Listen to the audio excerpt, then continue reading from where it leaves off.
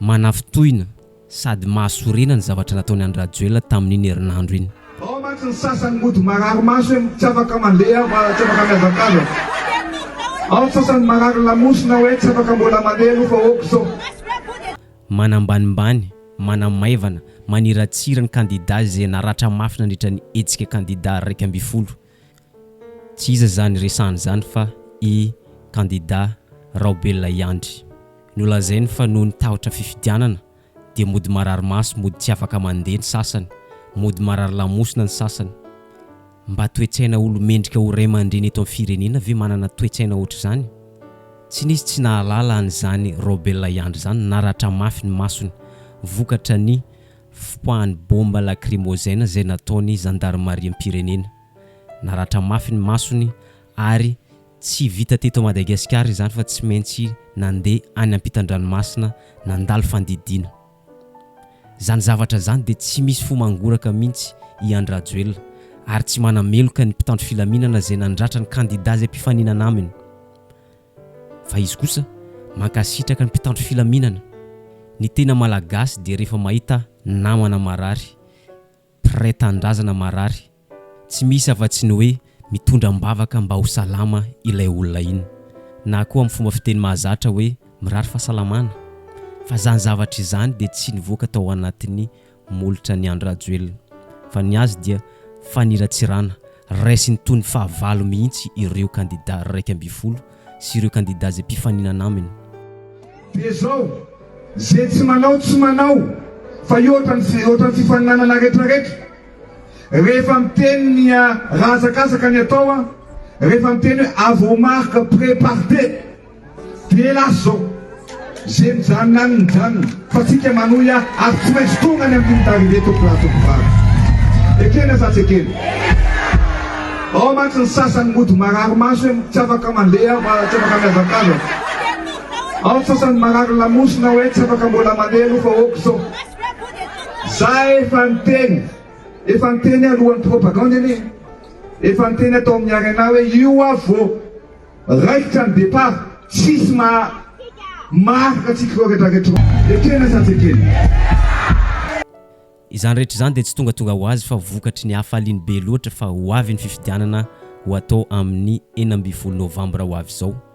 Amin'ny manokana rehefa tsy afaka miatrika fifidianana na marary io na maratra io dia miandry amin'ny 5 taona manaraka indray, fa izy dia tsy miraharaha amin'ny maha-olombelona samby olombelona zany.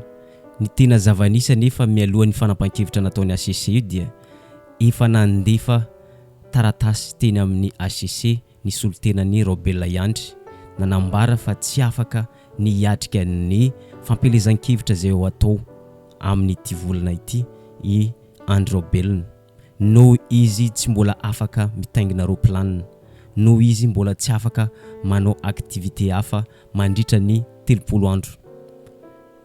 ACC efa fantatsika tsara rehefa amin'ny zavatra tombotsoany, rehefa tsy olona mameno ny paosiny no mametraka an'izany fangatahana zany dia mazava ho azy ny valiny tenin'ny ACC fa tsy maintsy azo raisina fa tsy mitombona. Tena mampalahelo fa no lavin'ny ACC marina ny fangatahany olona marary kandida Andry Rajoelina izay tsy afaka hiatrika fampelezan-kevitra sy fifidianana raha ohatra ka atao amin'ny 12 Novambra. Zany zavatra zany dia tsy misy raharahiana ACC an'izany. Noho izay zavatra izay dia malahelo mafy sady sorena i filoha teo aloha Marc Ravalomanana. ACC nefa mbola olombelona mitafinofo sy raha nefa tsy mba manana fo mangoraka amin'ny namana kandida izay mpifaninana izay hiatrika fifidianana hoe marary, nefa hita mazava tsara ao anatin'ny article 47 azo ampiarina raha ohatra ka misy namana tsy afaka noho ny antony manokana ohatra marary mafy, azo atao tsara ny manemotra amin'ny fifidianana. Fa izany zavatra izany dia no lavin'ny ACC. Fa raha mba nahoana loatra na hoe notsika ny resaka nataon'ny Marc Ravalomanana tamin'ny mpanao gazety. Tena loatra zao ty ACC ty. ACC dia tonga dia laza fotsiny hoe ekena. Na dia nampitsy zao ary zany tokony ekena hoe tsy ekena. Efa fantatra zao marary ilay anankiray hoe tsy afaka tonga ty. Tsy afaka manao campagne. Azo raisina fa tsy mpongo. Vory ACC jereo tsara zany le olona efa nahazo amin'ny certificat médical laza fa tsy afaka voyage laza fa tsy afaka maladie dia olona izay ihany nataonareo anody anareo io maro tena mahalasa saina marina sady mahalasa heritreritra ny tompona ndraiky mpanjakana eto amintsika ankoatr'izay nandritra ny hetsika collectif des candidats tenitosy izay nahitana daroka bomba mamay vay izay nataon'ny mpitandro filaminana raha mahitsy kokoa dia avy tao amin'ny gendarmerie vokatr'izay maro ny naratra ary ny tena loza dia misy ireo zazakely sembotra saika maty tao anatin'ny hôpitaly izay ankaiky teo ny ampitsoniny Andry Rajoelina nanao fandaharana manokana tafatafa amin'ny vahoaka malagasy nanantena ny olona rehetra fa mba nanameloka ny action izay nataon'ny gendarmerie kinanjo nefa ny fanohitra tamin'izay tanteraka ny zavatra nyresahany tao anatin'ny fandaharana manokana izany ny zavatra nataony dia ny saotra mpitandro filaminana fanandray andraikitra ary manameloka tanteraka ny hetsika izay nataon'ny collectif des candidats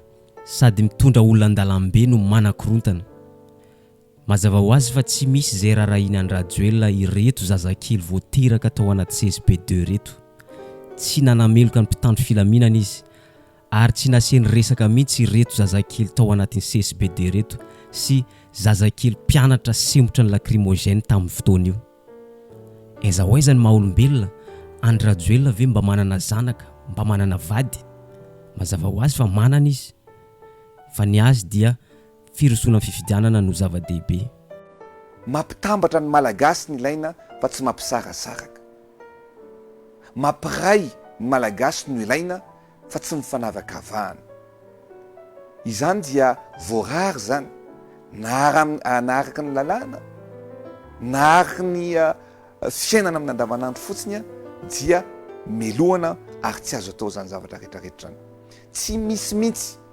eto dia milaza ampahan'olona na vahoaka na olo-tokana mahazo manendry tena ampiasa ny fahefana ao anatiny zao etretsika ny fividianana zao no hoe isakana ny olona tsy andeha makany amin'izany fividianana zany ankoatr'izay tsy nasiany resaka na dia indray mandeha aza ny action nataony reto olona ireto na nakorontana na nimba fananan'olona ny toraka rano maloto tamin'ireo vahoaka izay nanaradian'ny candidat 120 matoa Andry Rajoelina nangina dia ankasitrahany zany fihetsika izany tsy manameloka zany fihetsika izany izy eto ampamaranana dia zao mahalasa saina ihany ny mieritreritra ireo tompona ndraiky mpanjakana na koa ray aman-dreny eto amin'ny tany sy ny firenena ao anatin'izany filoateo aloha Andry Rajoelina ny HCC ny gendarmerie sy ireo vahoaka madinika izay voakarama midaroka olona manipy rano maloto amin'ny malagasy praitan-drazana aminy olona mbola mitafy nofo sy raha ianareo nefa sahanareo manao an'izao amin'ny praitan-drazana aminareo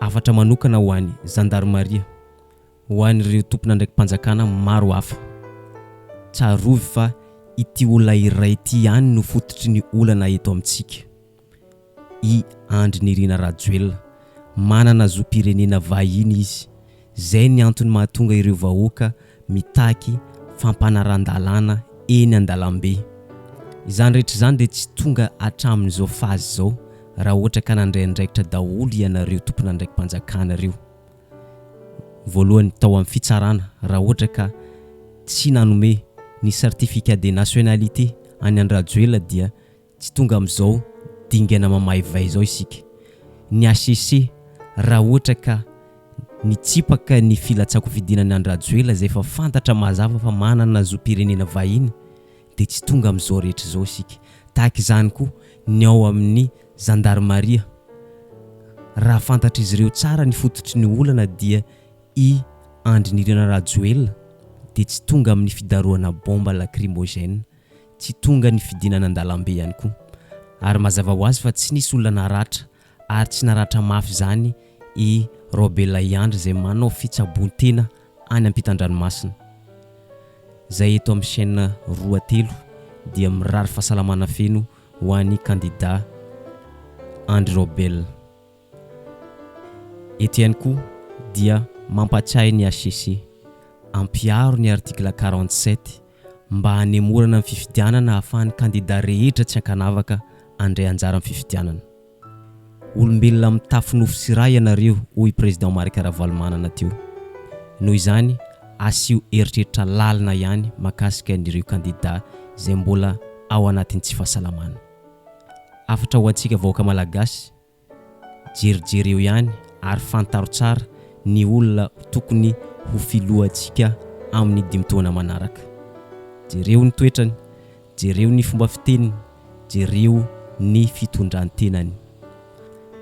Zay ny vidéotsika androany, azadino misabone sy manisy zay man vidéotsika amin'ny manaraka indray.